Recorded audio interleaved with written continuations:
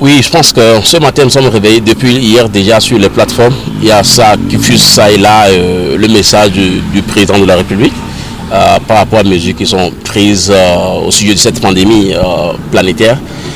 Oui, déjà, parce que le sujet porte à intérêt, les gens sont en train de porter les critiques, leurs appréciations et tout. Et il est bassin dit qu'on doit aussi suivre et voir ce qu'il y a de contenu et les grandes lignes de ce qu'il a dit.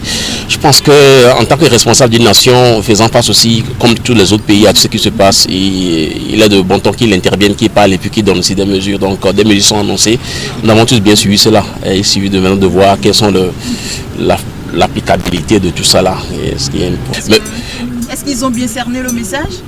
Oui, mais je pense que, justement, j'ai aimé la question ici, les gens ont bien cerné, parce que d'ailleurs, quand on parle de la couverture pour ce qui concerne la prise en charge en matière d'électricité et d'OTDE, la question aussi de savoir combien de personnes ont vraiment accès à ces services-là d'abord.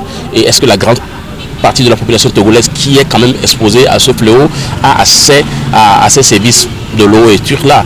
Et je pense que les gens sont en train de jubiler aussi, pensant que quand les mesures sont annoncées, ils vont en bénéficier. Mais je ne pense pas que dans la mesure de l'application de ces mesures-là, même en pleine ville, tout le monde pouvait avoir accès de façon équitable. Reste à savoir ce que ça va être, ceux qui seront en charge de mettre en application ces mesures que le chef de l'État a annoncées et que les gens apprécient ça et là. Je pense que ça existe parce que je crois personnellement que ça existe. J'ai des amis médecins avec qui j'échange aussi et tout ce qui est annoncé sur les plateformes, place officielle du gouvernement, etc. Des cas guéris, dits guéris. Et malheureusement, on a eu un journaliste qui est parti récemment, on en a parlé.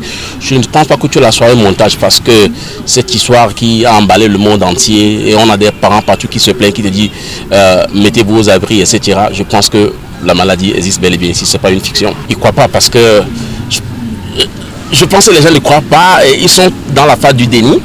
Tout comme tout traitement psychologique, ils sont dans la phase du non, mais la maladie est là. Et quand le responsable de l'OMS et puis tout ce qui se dit, l'hécatombe qui s'annonce pour l'Afrique, à l'avenir, si les mesures ne sont pas prises, ce n'est pas une fiction. Il y a beaucoup de pays africains qui sont déjà touchés. Donc ce serait un jeu de truche que de penser que la maladie n'existe pas.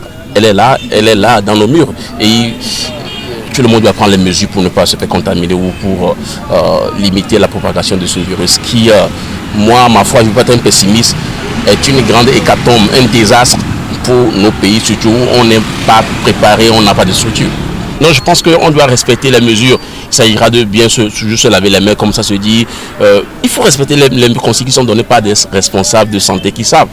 Parce que quand nous voyons un grand pays comme l'Italie, nous voyons les États-Unis, la Chine, tous ces pays qui ont été ravagés par ce mal et qui surtout dans nos murs, c'est un secret de polichinelle que la mort est là dans nos murs. Si les gens ne veulent pas être conscients, je crois que le bonnet sera blanc. On risque d'être emporté par tout cela. Donc il faut qu'on respecte les mesures qui sont prises jusqu'à ce que ce mal soit éradiqué. Et moi je prie personnellement que cela puisse aller très vite. Sinon, l'autre chose qui va tuer beaucoup plus les gens, c'est la faim, qui fera que les gens vont sortir aller embrasser cette maladie et notre disparition sera très rapide. Oui, je pense que c'est un peu le mode capitaliste malheureusement qui rentre en jeu parce que moi je l'ai vu il y a plus de 3 semaines, je mettais sur mes statuts WhatsApp économiser leur départ au vestimentaire parce que il y a la famine, il y a du mal à l'avenir et à chaque situation les gens qui sont bien épris de l'esprit de capitalisme en profitent. Et j'ai lu sur une plateforme qu'à 300% déjà les prix de première nécessité sont en train d'augmenter. C'est vrai, ça va se passer comme cela et les plus riches seront plus riches, même si tout le monde aujourd'hui a peur de ce mal, les pauvres deviendront plus pauvres. Et donc ceux qui ont les choses à vendre, ils vont pouvoir chercher avec cette course effrénée de s'enrichir, augmenter les prix, etc. Et les gens se plaignent, c'est vrai, mais c'est malheureux et méchant au même moment où du moins les cache-nez, les solutions hydroalcooliques dont on a besoin, les choses de première nécessité pour se préserver et puis se protéger dans ce mal-là, soit aussi augmenté.